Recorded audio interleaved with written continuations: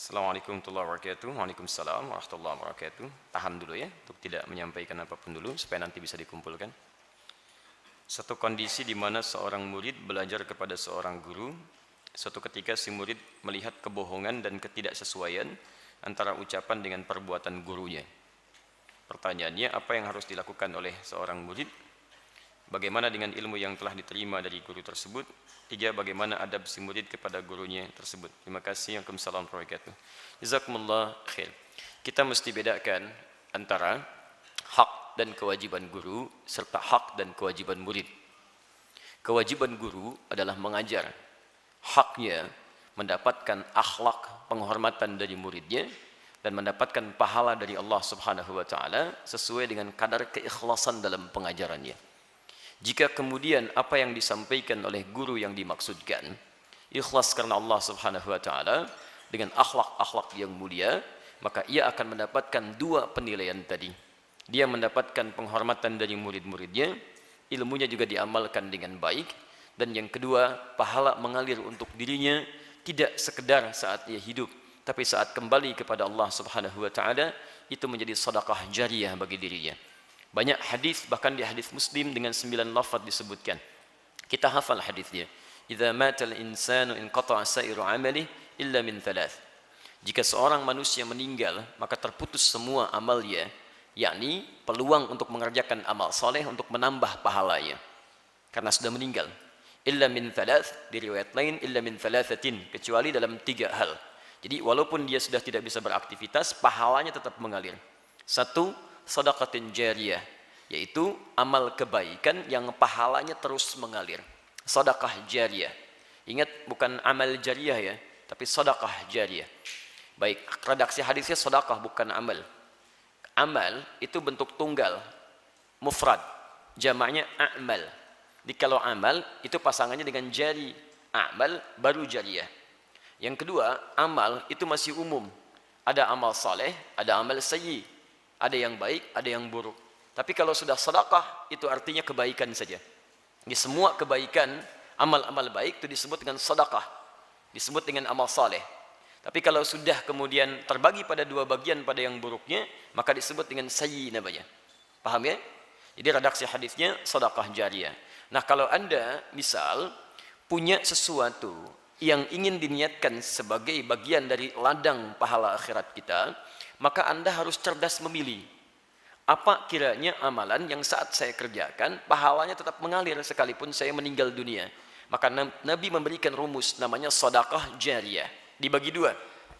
Ada sedekah tsabitah. Sedekah tsabitah itu kebaikan yang saat dikerjakan, pahalanya datang pada saat itu, tapi terputus seketika. Di saat kita meninggal, dia nggak datang lagi. Ada yang jariyah. Jariyah itu mengalir dari kata jara yajri, terus datang. Jadi kalaupun kita meninggal, pahalanya terus mengalir. Contoh, Anda punya uang 50.000. Misal, Anda belikan makanan, kemudian Anda berikan pada si fulan. Atau Anda berikan langsung uangnya pada si fulan. Kemudian orang itu makan dari situ, ada tenaga bagi dirinya. Ketika dia gunakan tenaga itu untuk berbuat baik, misal dia salat, misal kemudian dia baca Al-Quran dan sebagainya, Anda dapat bagian dari pahalanya. Sepanjang tenaga itu masih dihasilkan dari bahan yang berasal dari Anda. Dari uang Anda. Kalau Anda berikan misalnya uang, dia pakai pakaian. Pakaiannya dia gunakan untuk menutup aurat. Ya kan? Atau misalnya pakaian dia gunakan untuk sholat. Maka sepanjang digunakan, Anda dapat pahalanya. Tapi kemudian, kalau tenaga itu sudah hilang, atau pakaian itu kemudian rusak, dia buang, maka tidak mengalir lagi bagi Anda. Selesai sampai di situ. Modal yang sama, yang pertama tadi disebut dengan sedekah tsabitah, tetap sampai situ. Mauqufah, selesai. Yang kedua, jariyah, dia mengalir terus. Misal, modalnya sama 50.000, Anda belikan mushaf. Paling cepat, Anda berikan pada penghafal Quran. Kalau sekedar disimpan di masjid, alhamdulillah. Tapi coba lihat, berapa banyak mushaf di masjid, nampaknya jarang tersentuh.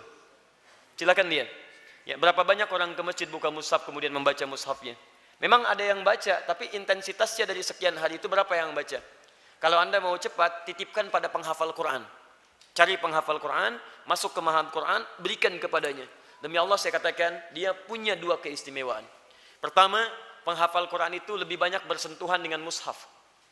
Jadi hampir setiap hari dia pegang, dia baca, dia pegang, dia baca. Yang kedua, penghafal Quran itu ketika membaca Al-Quran pasti mengulang-ulang. Jarang ada yang sekali baca kemudian selesai. Jarang. Kalau pembaca cuman sekali baca. Alif Lam Mim, dzalikal kitabu la raiba fi hudan lil muttaqin. Pembaca. Tapi penghafal Alif Lam Mim, dzalikal kitab, dzalikal kitab, dzalikal kitab, dzalikal kitabu la raiba fi, la raiba fi, dzalikal kitabu la raiba fi hudan lil muttaqin, hudan lil muttaqin, dzalikal kitabu la raiba fi hudan lil muttaqin. Berapa kali dia mengulang? Dan bukankah setiap hurufnya 10 kebaikan? At-Tirmidzi nomor hadis 2910, man qara'a harfan min kitabillahi falahu 10 hasanat. Siapa yang membacakan satu huruf saja dari kitabullah, dia mendapatkan 10 kebaikan. Walam aqul alif lam mim harfun, saya tidak katakan alif lam mim satu huruf, walakin alifun harfun, lamun harfun, mimun harfun, wa likulli harfin 10 hasanat. Tapi alifnya satu huruf, lamnya satu huruf, mimnya satu huruf, setiap hurufnya 10 kebaikan. Dan berita baiknya, karena mushafnya berasal dari ikhtiar Anda, maka berlaku hadis Muslim nomor hadis 1893. Man dalla ala khairin falahu ajruhu mithla ajri man fa'ala bihi min ghairi an yankusa min ardi syai'. Siapa yang memfasilitasi pada kebaikan, man dalla ala khairin falahu ajruhu mithla ajri fa'ili, maka dia mendapatkan pahala seperti orang mengerjakannya. Min ghairi an yankusa, tanpa dikurangi, ya, tanpa dikurangi min ajri syai', sedikit pun dari pahalanya. Di sama persis. Jadi kalau dia baca sehuruf, Anda dapat bagian pahala sehurufnya. Bisa nggak Anda bayangkan, modal 50.000 diberikan pada para penghafal Quran. Baca, baca, baca. Begitu dia hafal, mempraktekkan hafalannya, Anda dapat pahala juga. Karena dia menghafalkan itu dari wasilah mushaf Anda. Kemudian yang paling menarik, sudah dia hafal, dia pinjamkan mushafnya pada yang lain. Ayo silakan baca. Modalnya sama, 50.000, tapi terus mengalir, mengalir, mengalir. Paham di sini? Taib, itu sedekah jariyah. Kedua, waladin salihin yad'u lahu. Anak yang saleh yang mendoakan kedua orang tuanya. Yang ketiga, ilmin yuntafa'u bihi. Ini ada kaitan dengan ini. Ilmu yang diajarkan dan ada manfaat dalam kehidupan. Maka tatkala guru ini mengajarkan dengan penuh keikhlasan, bermanfaat ilmunya, maka setiap murid yang mengamalkan, Masya Allah, berapa tuh limpahan pahala bagi guru-gurunya. Ini bagian pertama. Di tugas guru, itu hanya mengajarkan kewajibannya, kemudian dengan ikhlas dia sampaikan. Hak dia mendapatkan penghormatan, ingat, penghormatan dari muridnya. Kemudian mendapatkan pahala dan balasan dari Allah Subhanahu wa taala. Pahala dari Allah dan penghormatan dari murid itu bergantung bagaimana keikhlasan dan sikap guru dalam mengajarnya. Karena itulah Imam An-Nawawi membuat kitab namanya At-Tibyan fi Adab Hamalatil Quran. Di kitab itu diterangkan bagaimana menjadi guru yang baik plus murid yang baik. Apa di antaranya? Ada akhlak sebagai seorang guru. Akhlak sebagai seorang guru. Banyak Pak, Bu. Pertama, akhlak kepada Allah. Bagaimana mengikhlaskan hatinya. Dia pelajari dulu nih. Pilihan dia untuk mengajar. Maka begini cara pencarian ilmunya. Muncul Quran surah 96 ayat 1-5. Pemahamannya di Quran surah 9 ayat 122. Dalam memahami itu tetap menjaga peningkatan iman dan ilmunya hanya karena Allah. Quran surah 58 ayat ke-11. Dari situ dia hadirkan rasa takut kepada Allah. Sehingga apa yang ia sampaikan tidak mesti kemudian sembarangan dia sampaikan, tapi dipastikan Allah ridho dengan penyampaiannya. Quran surah ke-35 ayat 29. Kalau itu sudah disampaikan, pahala Allah berikan. Kemudian akhlak terhadap murid pun ada. Apa di antaranya? Banyak. Mendoakan murid supaya apa yang disampaikan itu meresap dalam jiwanya. Yang kedua, dia berusaha memberikan keringanan kepada murid. Jadi tidak pernah ada guru-guru yang baik meminta tarif misalnya kemudian dalam dakwahnya. Tidak pernah ada guru-guru yang baik menginginkan popularitas supaya banyak orang menyanjungnya. Tidak pernah ada guru yang baik rebutan murid dan takut kehilangan murid-murid kemudian berselisih satu dengan yang lainnya. Jadi kalau sudah itu disampaikan dengan baik, penghormatan murid pun kepada dirinya, itu dengan sendirinya akan mengalir seikhlas-ikhlas dan kebaikannya. Sebaliknya, kalau akhlak dia dengan Allah tidak ada, akhlak dia dengan murid tidak ada, nah ini pun sekalipun ilmunya luas, maka konsekuensinya pahala tidak mengalir utuh bagi dirinya, dan mohon maaf, sikap dari murid pun akan diterima barangkali kurang dari apa yang ia harapkan. Paham sampai sini? Nah sekarang persoalannya, bagaimana sikap murid kalau mendapati guru tidak konsisten dengan apa yang ia sampaikan? Pertama, sederhana. Pertama, kalau terkait dengan murid, Anda cukup mengambil baiknya saja, tinggalkan buruknya. Karena hak Anda, ingat, hak Anda dari guru itu mendapatkan ilmu. Kewajiban Anda menghormatinya, bukan mencelanya. Paham ya? Ingat baik-baik ya, ketika Anda mencela seorang guru, maka ilmu yang sampai dari guru tidak akan meresap dalam diri Anda. Apapun itu. Apalagi belum belajar sudah mencela. Siapa gurunya? Si fulan. Beda manhaj. Oh, Masya Allah. Siapa gurunya? Si fulan. Bid'ah. Anda datang dulu. Lihat dulu. Guru itu mungkin sudah belajar. Dia puluhan tahun, dia habiskan usia untuk belajar. Sedangkan Anda baru 2 hari. Baru 2 hari berubah gitu kan. Bagaimana bisa menilai orang yang sudah puluhan tahun belajar? Pernah ada kisah nyata. Seorang murid ingin belajar kepada guru yang lain. Minta izin. Diizinkan oleh gurunya. Begitu belajar, ini kisah nyata. Di satu tempat, belum beberapa hari sudah balik lagi. Apa kata gurunya? Kenapa kau pulang lagi? Beda katanya. Bukan masa sekarang, ini dulu. Beda Syekh, dia begini. Kata gurunya dimarahi. Kamu jangan pernah cepat menyimpulkan tentang keadaan seseorang. Tinggal dulu di majlisnya 3 bulan, baru balik lagi sini dan berikan penilaian. Begitu kembali kepada majlis guru yang tadi disampaikan, setahun gak balik-balik. Begitu kembali setelah setahun, bagaimana? Ternyata bagus. Masya Allah. Jadi coba Anda lihat dulu pelan-pelan teman-teman. Kalau ada kebaikan, saya selalu menyampaikan. Anda mendapatkan kebaikan dari guru A, guru B, guru C, ambil. Ada yang tidak sepakat, tinggalkan. Ya, kalau kemudian dengan datang ke majlis yang membuat Anda tidak nyaman, jangan hadir di majlisnya. Cari guru lain yang sesuai dengan Anda. Supaya Anda belajar juga tidak, tapi Anda memikul banyak dosa. Sudah nggak ngambil ilmunya, tapi mencela dirinya. Kenal aja tidak, belajar juga tidak, banyak dosa Anda di situ. Kalau guru nggak dirugikan. Jadi kalau ada hal-hal yang kemudian dia sampaikan baik, silakan ambil. Kalau tidak kemudian ada sesuatu yang kurang berkenan, tinggalkan. Tapi kalau dia mengatakan sesuatu yang kurang konsisten, Anda ambil keputusan. Kalau masih ada kebaikan misalnya bisa Anda dapatkan, silahkan. Kalau membuat hati Anda resah dan tidak tenang, ya ambil dari guru lain yang lebih baik, yang bisa Anda dapatkan manfaatnya. Nah, tapi urusan dia dengan Allah itu belum selesai. Urusan dia dengan Allah ada di Quran surah kedua Al-Baqarah ayat ke-44. Paling kanan di pertengahan. Atamuruna an-nasa bil birri wa tansawna anfusakum wa antum tatluna al-kitab afala taqilun. Pandai engkau minta, bahkan perintahkan orang berbuat baik. Awas, hati-hati. Sedangkan kamu lupa diri. Enggak kamu amalkan itu. Dan kamu lebih tahu tentang teorinya.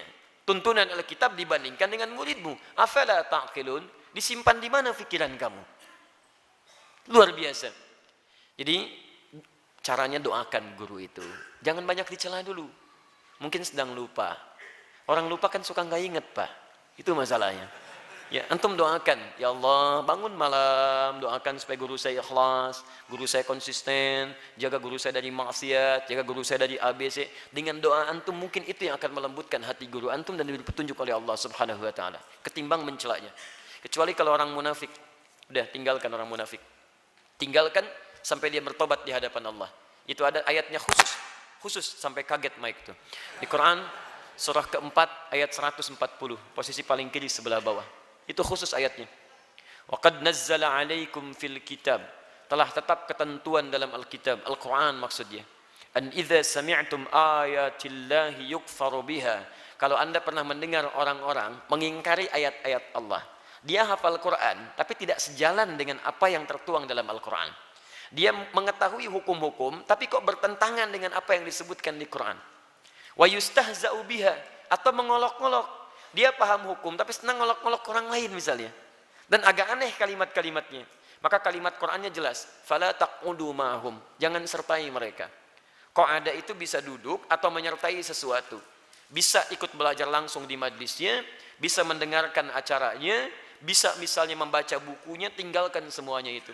Maka kalau kita boikot orang-orang seperti itu, bukan karena kita kemudian ingin menepikannya, tapi Quran ingin memberi kesempatan kepada dia supaya berpikir dan berubah.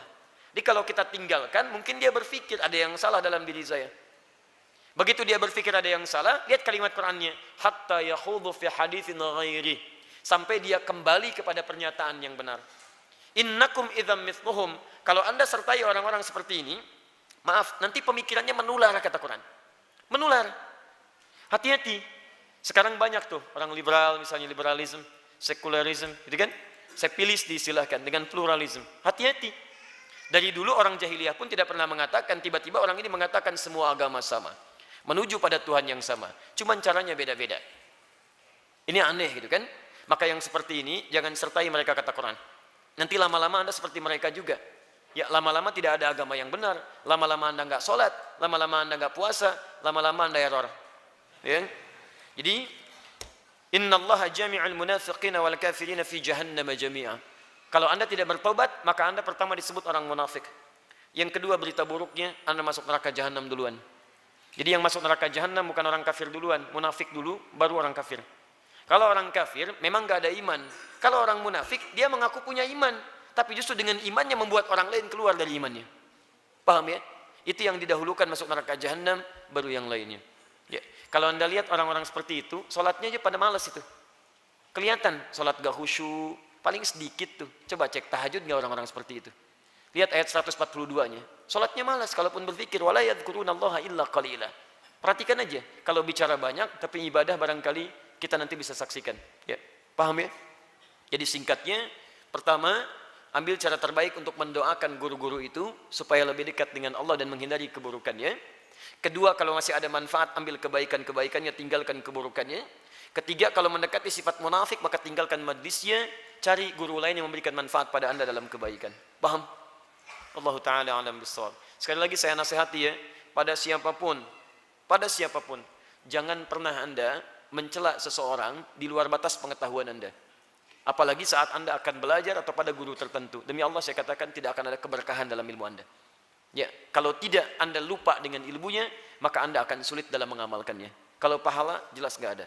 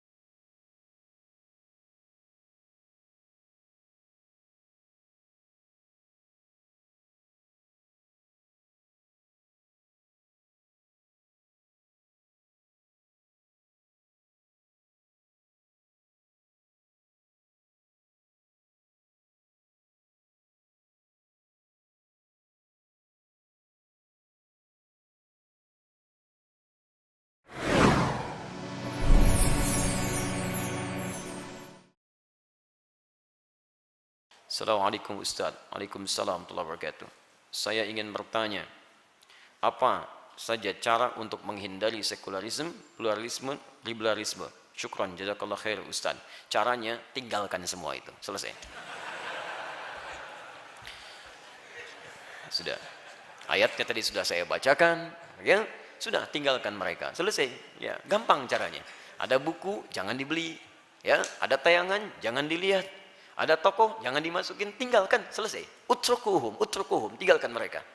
Hati-hati ya, kadang-kadang sekarang masuknya itu halus gitu. Sampai antum gak bisa bedakan itu. Ya, gak bisa bedakan. Jadi seperti madu pada racun. Manis kalimat-kalimatnya, tapi isinya beracun. Ibu paling susah dibedakan, Bu. Ibu pilih mana? Di madu apa di racun? Susah. Ya, lihat kalimatnya. Antum kenapa ketawa? Sudah ya. Baik.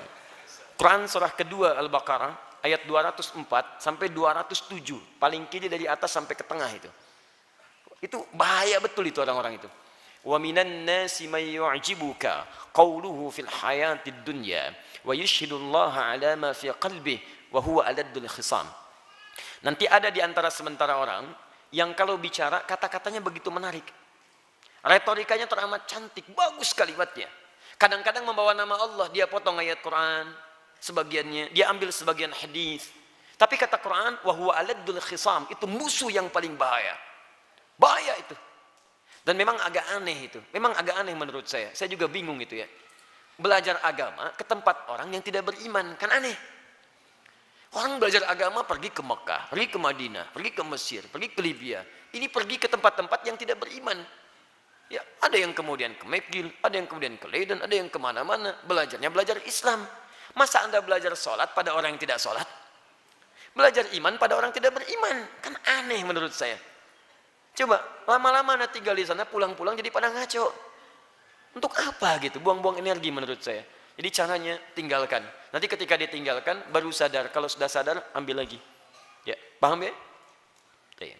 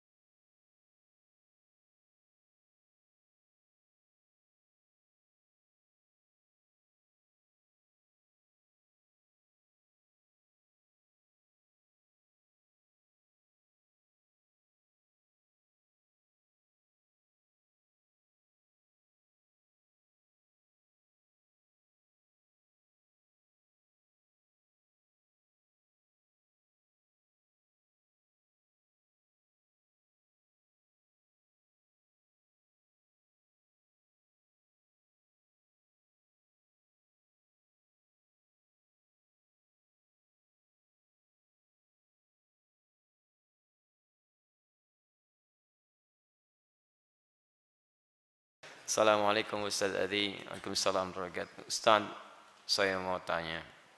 Pasti karena ini kertas pertanyaan itu kan. Masya Allah, sudah. Saat ini istri saya belum berhijab dan sudah ada niat karena saya yang suruh. Tetapi dia tanya, kalau saya hijab, saya pakai hijab, nanti pahalanya untuk siapa? Masya Allah. Kenapa perhitungan banget? Kalau pahala untuk Anda, alhamdulillah. Dibagi suami juga, alhamdulillah. Apa salahnya gitu kan? Sudah, baik. Berita baiknya, dia sudah mau berhijab. Kita doakan sama-sama ya, supaya konsisten dengan hijabnya. Kita jawab dulu, kalau Anda berhijab, maka pahalanya untuk kedua-duanya. Suami dapat, istri juga dapat.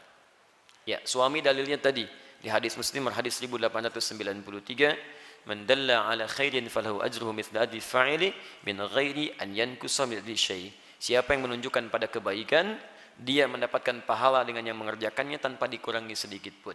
Kemudian istrinya pun dapat, karena Quran jelas mengatakan man jaa bil hasanati falahu asyru amthaliha. Siapa yang mengerjakan satu kebaikan minimal dapat 10 pahala. Jadi ibu tuh Masya Allah bu, perempuan tuh paling banyak pahalanya. Begitu pakai hijab dapat pahala. Buka hijab, tersimpan pahala tertahan. Pakai hijab lagi, dapat pahala lagi. Tinggal ibu pilih manalah. Kalau merasa dosanya masih banyak, pahala sedikit, tinggal pakai hijab aja. Pakai bu, pakai jilbab. Pahala ada di situ. Sayang bu, perempuan tuh banyak pahalanya. Ya kadang-kadang banyak di dalam daripada di luar. Karena itu saya sarankan, coba suami istri kompak. Ya dalam kehidupan rumah tangga itu pahala tuh luar biasa. Anda tahu tidak? Tertawanya suami istri itu bisa ada pahala. Ketika saling menyenangkan satu dengan yang lainnya. Coba, indah sekali. Pernah dengar kisah Ibnu Khitan? Ibnu Khitan itu saya ceritakan beberapa tempat kemarin. Saking saya bahagianya dengan cerita itu. Itu punya seorang istri yang cantik luar biasa. Cantik. Di antum, ikhwan, lihat istri antum pun gak seperti itu. Cantik pokoknya. Ya. Bu, maaf ya, ini serial bapak-bapak lah malam ini ya. Tapi kita seimbangkan nanti insya Allah. Tunggu aja. Tapi mohon maaf, untuk suaminya barangkali tidak seideal pria-pria yang lainnya. Istrinya cukup ideal, cantik, suaminya pendek, wajah biasa-biasa. Satu kali, ketika istrinya dandan luar biasa, kemudian bertemu dengan suaminya, tiba-tiba suaminya melihat aja begini.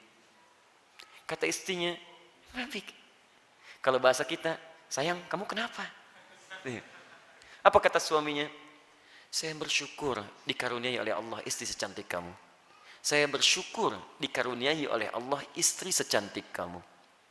Apa kata istrinya? Kita berdua di surga. Masya Allah, kita berdua di surga.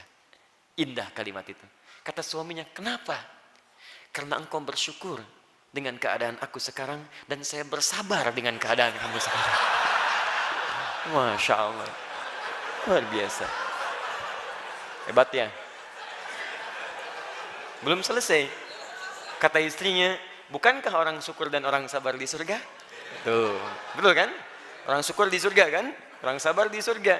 Canda itu begitu menyenangkan, walaupun sedikit nyelekit, tapi karena caranya bagus, jadi enak kedengarannya, nyaman, dan tidak ada pertengkaran. Mereka harmonis, dikenal dengan dua orang yang saleh, dan kisahnya dituangkan dalam kisah-kisah orang saleh. Antum sekali-kali daripada baca yang nggak penting, kenapa nggak dihadirkan buku-buku yang bermanfaat di rumah? Cari kisah para sahabat, cari kisah para tabi'in yang saleh-saleh, cari kisah-kisah untuk anak-anak antum, motivasi kebaikan-kebaikan, daripada anak antum dikenalkan pada yang tidak penting. Dan kadang-kadang kisah fiksi yang di dunia nyata juga nggak ada. Cuman akhirnya jadi pikiran anak-anak, kasihan. Anak baru tumbuh sudah mikirin Batman aja nggak kenal dia. Jadi tolonglah kenalkan yang baik-baik. Ada Wafayatul A'yan, ada kitab Tazkirah, ada kitab Azkiyah, macam-macam, kumpulkan semua itu. Ya. Kalau dulu masih banyak kitab 30 orang soleh, kitab 100 orang teladan dan sebagainya. Sekarang nggak mulai menipis itu. Ya, coba munculkan lah. Antum yang ahli teknologi coba hadirkan ya dalam bentuk gadget dan sebagainya. Isi yang baik-baik supaya nilai keislaman itu semakin semarak insyaallah. Paham ya? Di pahala untuk istri, pahala untuk suami. Kompak ya? Ayo praktekkan malam ini seperti tadi. Ya.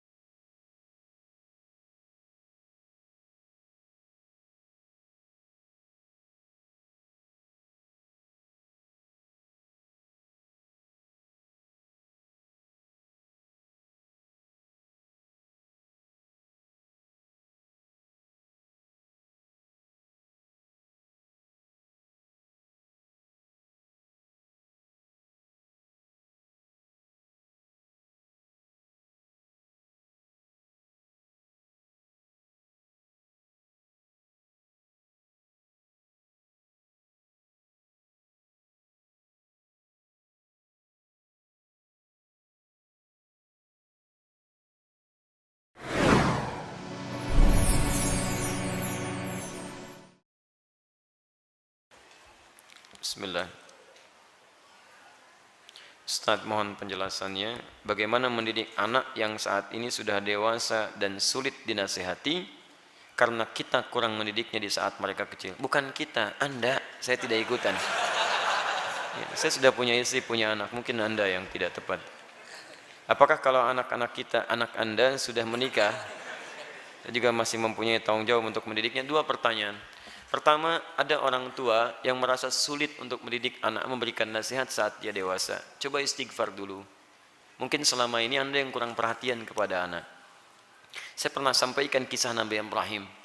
Bagaimana seorang Ismail alaihissalam yang baru tumbuh usia 4-5 tahun belum balik, melihat bapaknya sedang bekerja atas perintah Allah, bergetar hatinya, tersentuh untuk menolong bapaknya. Walaupun ayahnya nggak minta. Quran surah kedua Al-Baqarah ayat 127. Posisi paling kiri sebelah atas. Wa idh yarfa'u Ibrahimul qawa'ida minal baiti wa Ismail.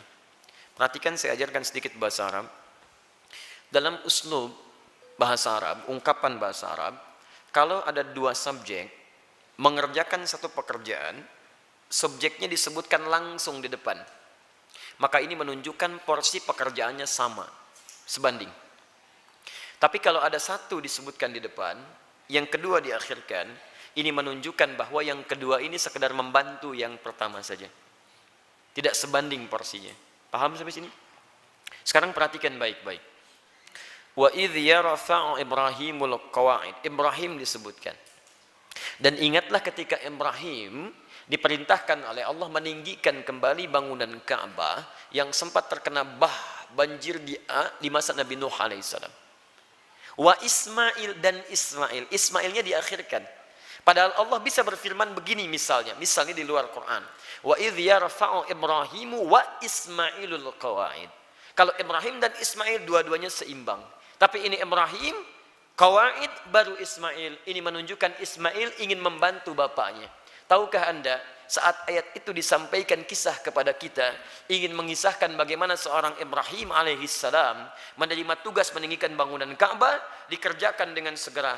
Tapak pertamanya disebut dengan maqam. Sampai sekarang tapak itu dikenal dengan maqam Ibrahim.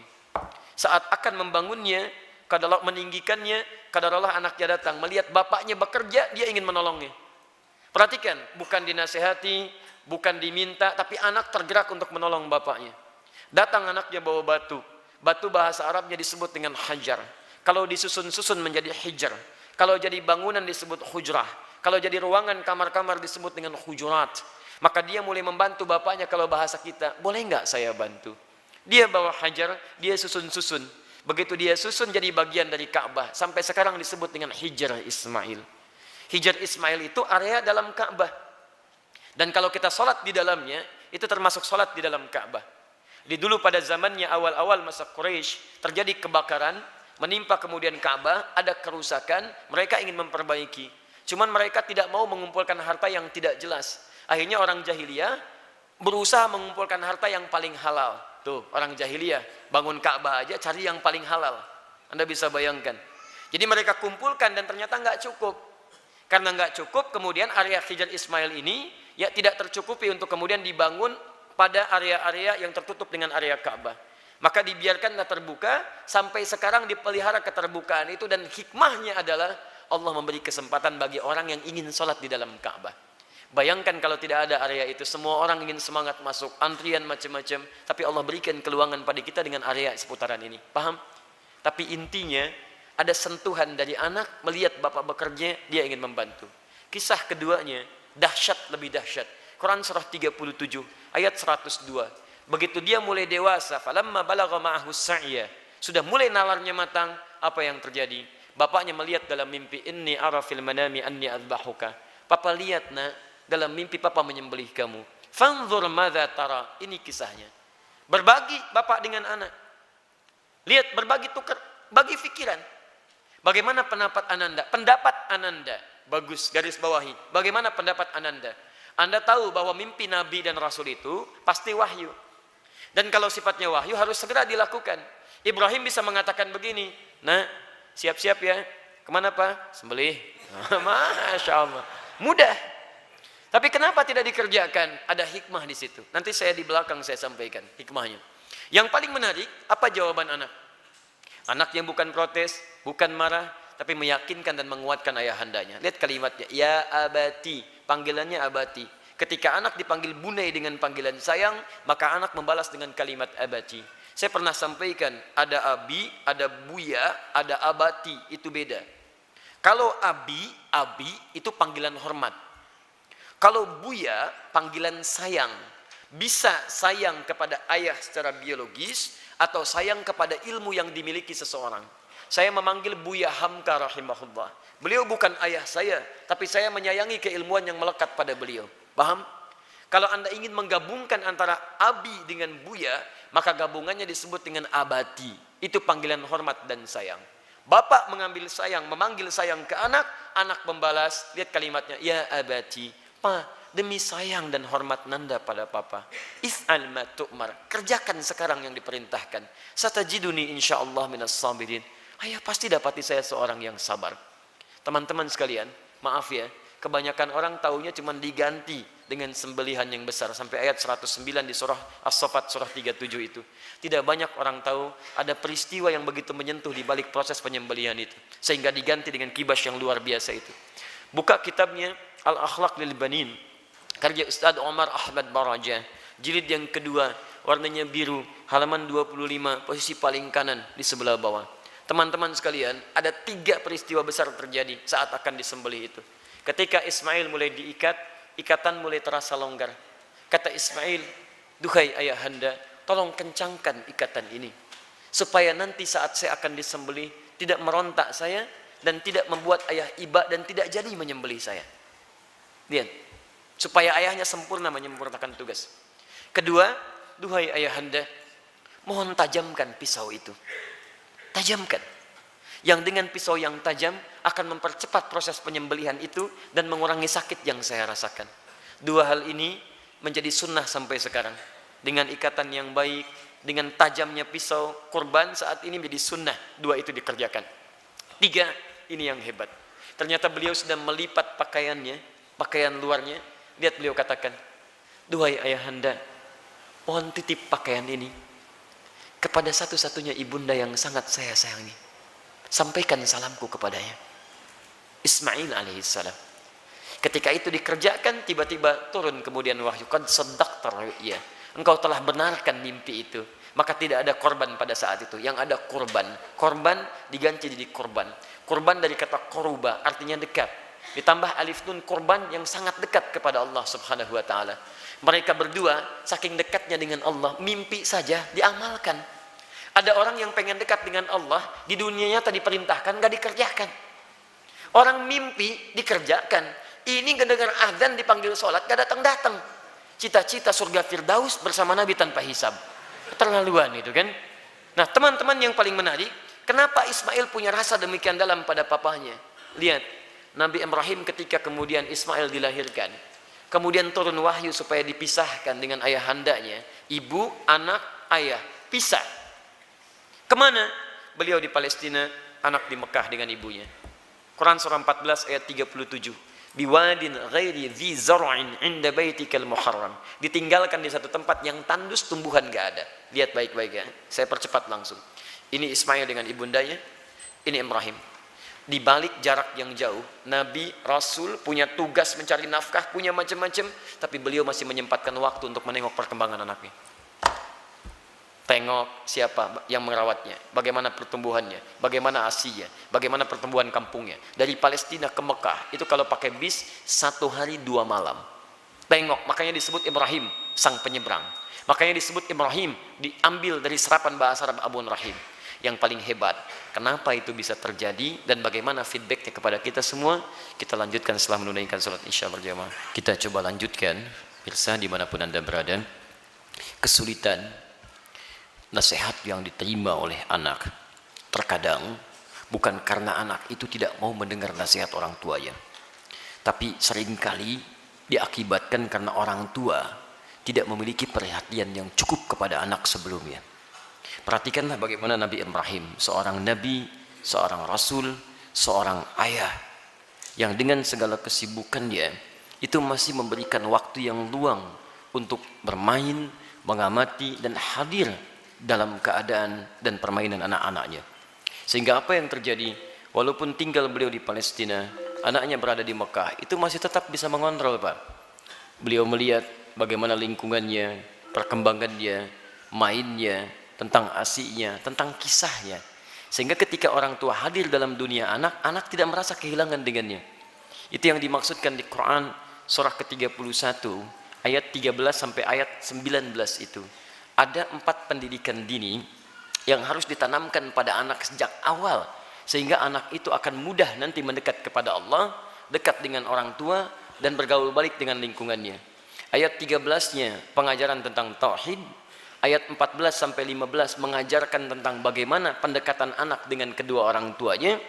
Ayat selanjutnya mengajarkan tentang bagaimana pendidikan salat ditanamkan sejak dini, dan yang keempat tentang akhlak supaya dia dekat dengan lingkungannya. Nah ini kadang-kadang yang kita lupa, mohon maaf, kita itu bukan nabi, rasul juga bukan, surganya tidak sedekat Nabi Ibrahim. Maaf, gelar kita bukan Khalilullah, bukan Abul Anbiya. Sesibuk apa sih? Kadang-kadang pekerjaan berangkat gelap, pulang gelap, anak tidak bisa terlihat dengan baik. Ini barangkali yang menyebabkan anak-anak kadang ingin mencari perhatian, bukan karena nakal, tapi mungkin karena orang tuanya tidak hadir dalam dunianya. Yang jadi persoalan. Saya mohon Bapak Ibu sekalian, kita sudah punya pengalaman yang sama. Ya, setiap Anda pulang ke rumah, anak kan tidak akan menyebut dengan profesi Anda. Anda jadi direktur di kantor, tapi di rumah anak Anda itu mengharapkan ayah, bukan direktur. Pernah Anda pulang disambut oleh anak, Pak Direktur, Masya Allah. Hebat kalau begitu Anda. Saya selama ini pulang ke rumah, anak kami masih kecil-kecil. Sejak dia usia 3 tahun, anak yang pertama, itu menanti depan rumah. Gak pernah saya pulang sampai ke rumah dibuka, sampai hari ini dengan adiknya. Kalau menyambut kami, datang dia berdua, tidak pernah memanggil sampai hari ini. Ustadz, tidak. Ternyata mereka menunggu ayahnya gitu. Satu kejadian, karena tahu saya sering kali pulang malam, dia siangnya tidur. Banyak dia tidur, supaya tunggu malam saya datang. Ternyata kadang ingin menampilkan sesuatu. Ingin menyampaikan pesan tertentu. Kadang ingin menyampaikan pesan bahwa saya sudah menghafal surat 8 jam tunggu-tunggu itu. Antum juga begitu. Anak antum mungkin menyiapkan karya macam-macam. Cuman ketika pulang, beban pekerjaan Anda yang di luar itu kadang dibawa ke rumah. Itu yang membuat kita tidak adil. Itu yang repot. Kadang-kadang masalah di kantor dibawa ke rumah. Nyampe ke rumah anak sudah menunggu. Sudah menyusun senyum sebaik mungkin, ketika dibuka ayahnya cemberut. Papa, diam kamu. Hah?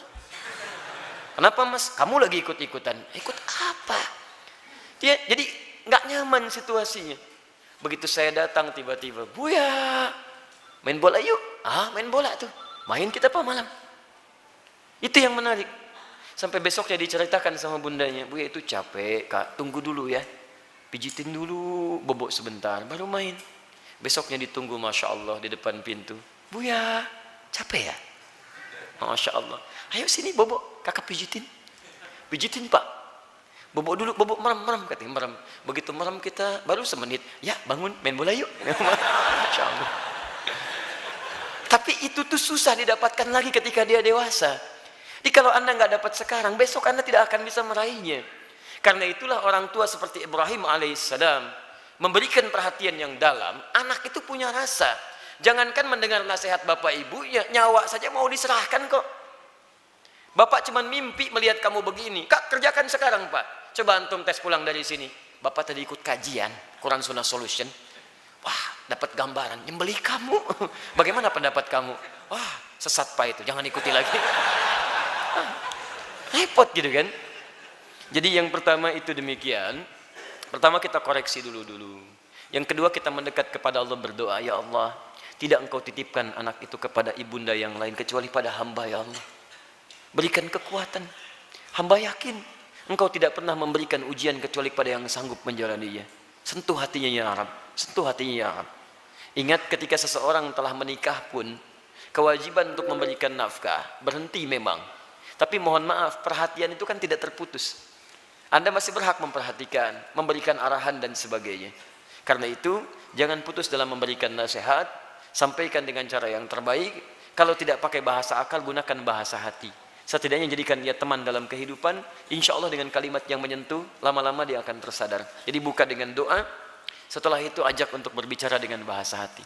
Nah, mama bersyukur kamu sekarang sudah tumbuh dewasa, cukup pintar, teman kamu banyak.